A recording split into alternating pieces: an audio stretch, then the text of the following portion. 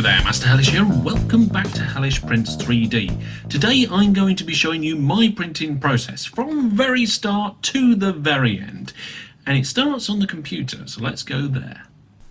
So the first thing you need before actually printing is a 3D model. Now you can either get one of these online or build one yourself. Now at the moment I'm not making my own.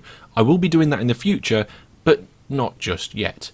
This website Thingiverse is where I've downloaded all of my models from so far, and there's quite a lot on here to peruse. Now I've got my own little set of collections, which is basically things that I think I will print at some point. Now some of these I have printed, some of them I haven't, but what we need today is just an example thing to print. Now this clip here is something that I thought might be useful at some point, but I don't know. So what we'll do is we'll just print one of these out quickly, and if it's good, maybe I'll print a few more. Sometimes we'll read the comments to see what people have said about it, or have a look at some of the makes to see what other people have done. You can see this person's printed some in various different colours, and once I've decided what I want to do, just click download and download the file. Once the 3D model has been downloaded, you then need to turn it into a slice. So you open up the downloaded file, and I open it in my Creatality application here. Now this application came with the printer, and when you open the 3D file, by default on my computer it launches in this application, which is just loading now. And here we go. So we have a representation of the area which the printer can print. So we've got a box, and the bottom of the box is a grid, and that grid is a centimetre grid, so each small square is a millimetre, and our 3D model is in the middle of that area. Now we can click the 3D model, we can move it around, we can rotate it and all sorts, and we can use these tools on the side to change its scale. Maybe we can change it to twice the size. We don't want to do that, so we'll just reduce that. And you can add supports and all sorts, but I'm quite happy with this how it is. Now there are lots and lots of settings you can change, and over the time that I've been doing printing so far, I've made myself some profiles. I've got a default profile which will slice things in a kind of normal sort of way. This is pretty close to the default settings. Now I clicked slice, and down here it's telling me it's going to take 1 hour and 38 minutes and 11 grams of material. If we preview this, you can see that there is the clip and all the different lines and bits that the actual print head will take, and you can see it's also got a nice little brim around it. Now I don't always use a brim. If it's something that's tall and it's not got a large surface area on the build plate, then I will use a brim to help it stick to the plate. If it's something like this, which is flat and has a relatively large surface area on the bottom of the plate, then I will probably turn the brim off. So that's the option here for this one. You can see we can actually move down the layers as well. So by default I've got this set up so that the walls of it are three passes thick, and the infill is this pattern here, which means that it's not, the object isn't solid, it's filled in with some material in a kind of crisscross pattern. Now the other presets I've got is I've got one that is like a super fine quality. Now this one does much smaller layers to make a much finer and more detailed item. That's not what I'm interested in here. I just want to do a quick print. The other one I've got is my light profile.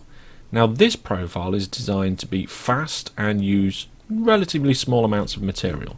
You can see this is going to take 1 hour and 5 minutes and only 8 grams. And there's a couple of reasons for this. Firstly, the inside is filled in less than the other variants, so it's got bigger gaps on the inside, and also the walls are only 2 thick instead of 3 thick, and also we've got less layers because each layer is thicker as well. You don't get as much detail with this, but if you want a fast print with a nice light object, this is a good one that I use and what we're going to use today. So I just make sure the name is something appropriate that I'm happy with, and then I save it to my flash card. Once that's saved, we can take it over to the printer. Okay, so I've got my memory card with my slice program on it. But what do we need to do first to get going? Well, what I like to do is get the printer turned on, flicking the power switch at the back, and then we can use the control panel to set things up and make sure it's all good. Now I can see my build plate is quite dirty. That's not good, so we're going to have to clean that. I always give it a clean between each run, and I also check to make sure that it's true. Some people call it leveling. It's not technically leveling, but yes, you want to get the bed all right and sorted. Now this printer again is an unmodified printer at the moment, but we're going to look at doing some upgrades in the future. Now today we're going to be using black filament, and that's what's already attached over here on this side, just out of shot, and I don't need to swap the filament over. If I did need to swap the filament, I would heat it up and retract the filament just by pulling it out. Now what we're going to do, we're going to heat the bed up, and that takes a little bit of time to do, so preheat the bed, and while it's preheating we'll just quickly give it a clean. This is the stuff I'm currently using. It seems to be working quite well, and it's a little bit difficult to get into, which I suppose is a good thing, because if my daughter came in here I wouldn't want her getting into this bottle. I've got a little microfiber cloth. I'm just going to put a decent amount of this on and then give it a good clean. I'm trying not to press down too much, because if you press down too much, that's where we can move the build plate and actually not get it to be nice and level or true to the print head. But overall, that is much cleaner now. I find that as long as the bed is nice and clean and you're not printing anything with a very small kind of base, you're generally all right. You don't get too much problems with build plate adhesion. Okay, so that is the build plate cleaned. Now I need to check its level.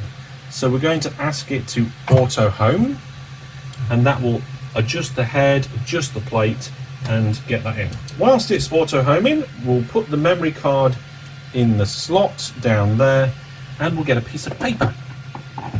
Now there's various different videos online about how to set up your homing and so forth, and your leveling of your plate, but at the minute I'm just following the default instructions that came with the printer about the best way to home it.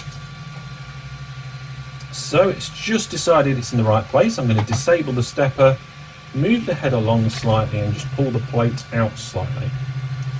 Okay, and then put the piece of paper just under the head, and that feels like it's quite tight. Let's just have a feel.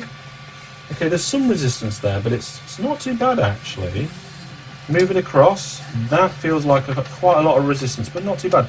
I'm going to give it a slight adjustment. So there we go. Just do it that way to loosen it off. Pull it to this corner. That's almost perfect. That one's slightly loose, so a little twist there. And this one is about right now. So the thing when you're doing the bed leveling is that when you adjust one corner, it can mess with the other corners. So this one is probably a little tight now. So I only give it just a slight turn and then just keep going around. And overall, I think we've got a relatively good...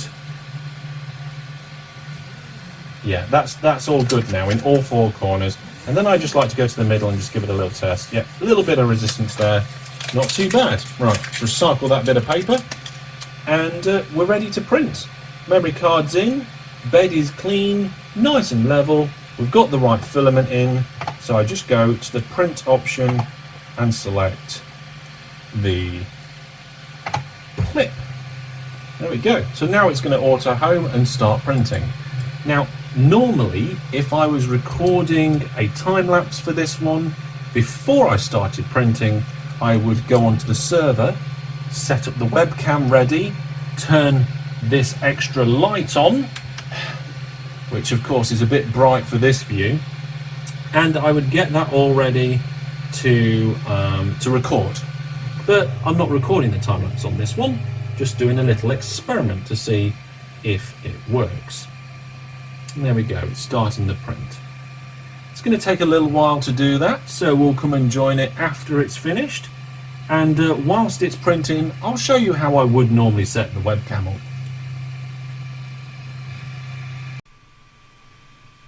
So here we are on the server, and all I'd need to do is open my time-lapse software, and we talked about this before, so I'm not going to go into any high detail on this.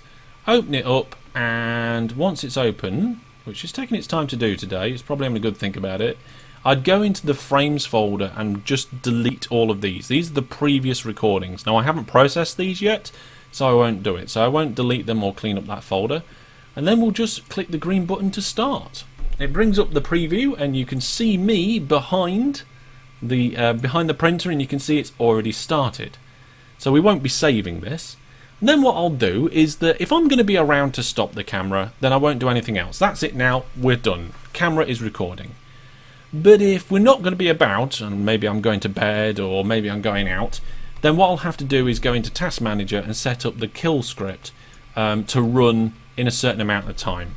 So this print's going to take just over an hour, so in an hour and a half's time I'd set up the task scheduler to run the stop webcam script, and I'm just going to run that manually now. Yep.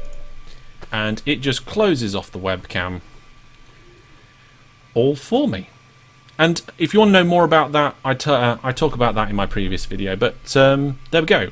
Webcam set up to roll. And there we go, as if by magic it has finished. So now what I'll normally do is I'll document how long it took, and I've got a power adapter just under the desk which will tell me how much power it used. But that's for my own personal thing, it's nothing to do with the actual printing itself, so that we can confirm that to go back to the main menu if we want to. But now the printer's actually done, so I'm just going to power it off. So it's printed it. It came out quite nicely, it hasn't gone wrong. We'll have a closer look in a minute, but one of the first things that I now need to do is take a photo of it while it's on the build plate, and then we have to wait for the plate to cool down before it's good to take it off. And once the plate has cooled a little, then this will be easier to remove. Right, it's been a few minutes, and the plate, while still slightly warm, is much cooler now. So I can, yep, there we go. Just comes off quite nicely. And once I've got the item in my hands, I'll have a look at it, see if it's okay, see if it needs any cleaning up. There's just a tiny little mark there, but overall actually this one's come out really well. I guess I ought to give it a go, but before I do that, I'll normally take some photos of it for my YouTube and bits and bobs, and then I'll do any cleaning up that needs to be done. So this one doesn't really seem to have a lot of cleaning up. One of the things I might do is I've got this deburring tool. I might just run that along some of the edges just a little bit, because sometimes they can have a bit of a sharp edge or a little bobble on them, just like there is a little bit there. You can see the deburring tool just catching on it slightly, and that's just taken off that little edge, and I don't think I really need to do any more. And then that's it. It's all done. That is how I print. So there we go, folks. It's actually relatively straightforward. Get your 3D model. From me, I get it offline, and then slice it up with the program that came with the printer. Pop it on a memory card, stick it in the slot, set the dial to print, and before you go, just make sure your bed's nice and level and that your height is right with your adjustments. Print it away, and then it's done. And actually on this occasion, I'm actually really impressed with this. It's lightweight, it springs quite nicely. It's got like a little raised section in the middle, so I think this would actually make quite a good clip for clipping anything closed and keeping it sealed. Would I use it on food things? Probably not, because I don't know if this PLA is appropriate for that sort of thing. But, you know, that costs next to nothing, I'm sure. And that is how I print. Thank you for watching. Take care, and until I see you next time.